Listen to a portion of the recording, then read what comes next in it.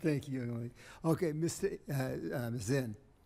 Many years ago, the BIA led a cross-agency annual Indian country drug threat management talks that talked about the incoming drug-related threats coming to Indian country.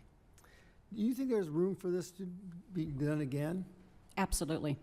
How would you run it? And where would you run it from? Where would I run it? No, where would you run it from? You know, like from the FBI, or who would coordinate this? That is a very good question. I would not give it to the FBI because of all the other responsibilities that they have. I think it'd be too overloaded. I would not give it also to DHS because they're also a big agency that has a lot of other taskings. If we were going to be specific, I would look more at DEA because that's their wheelhouse is drugs, cartels, money laundering. I would consider that, and also partnership with BIA because BIA, this is what they do. So if you have team effort, I would do like a mini task force. And how many times did you conduct it in a year's time? I beg pardon? How many times did you conduct that assessment, sharing of assessment? Would it be weekly, monthly, daily?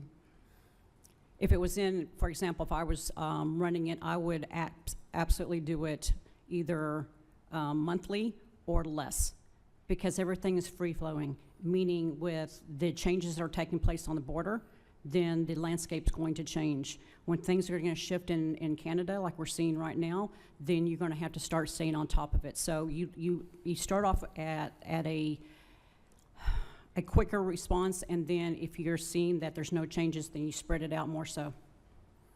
That's interesting.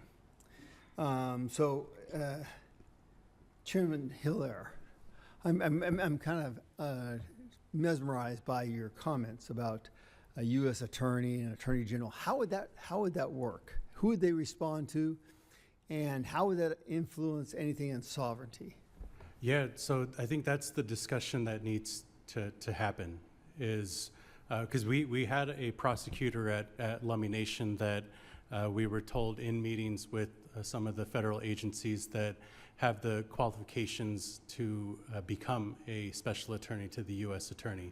I don't know if that's been done across Indian country, but I think if we have our own judicial system in place, we have our own enforcement, we know where the drug homes are, we know where like the trafficking on our reservation, I believe that there's an opportunity there for us to be able to partner with the federal government, whereas we've already heard it from some of the other testimony where there's capacity issues in the federal agency, and in some of the federal agencies, and so if we can help in that burden to tear down some of these bureaucracies and prosecute at our level at Lummi Nation, then we believe it would really help. So let me flesh out a little bit more. So would this be one person for all the tribes?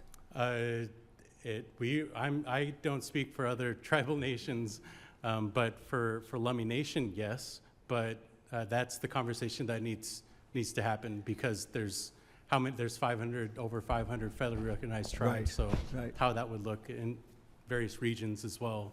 Yeah. Needs to be fleshed out. So would it apply to corporate law as well? Because I mean, some of the tribes are corporations, not really tribal entities. Alaska. I'm not sure. I think that's again a discussion that we need to have. Well, I think and why I'm asking these questions, I think this is an intriguing idea, but beauty's in the detail, you know, and so it would be very interesting. Chief, one last question for you. Do you like the idea that he's come up with? I could get behind it.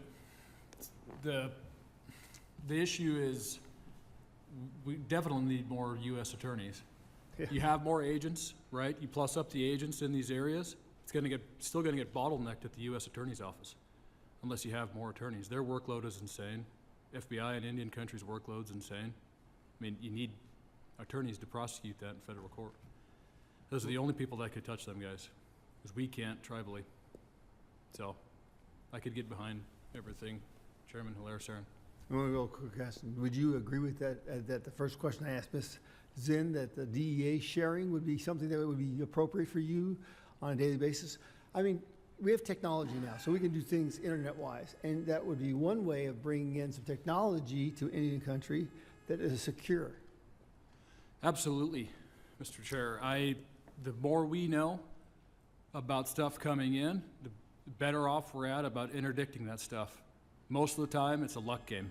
You run traffic, you luck out, you stop a car that is carrying a load of drugs or humans, what have you. The more that we involve technology and we share information, the better off everybody else is. And this goes across the United States in general, not just Indian country. Thank you.